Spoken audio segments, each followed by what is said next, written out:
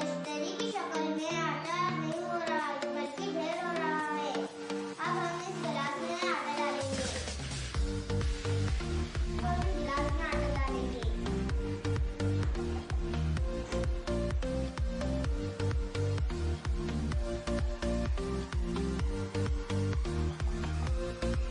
इस गिलास में भी गिलास की शक्ल में आटा नहीं हुआ बल्कि ढेर हुआ है।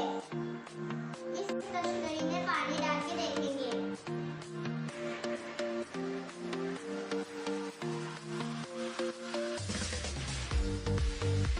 हम जैसे जैसे पानी डाल रहे हैं वैसे ही तश्तरी में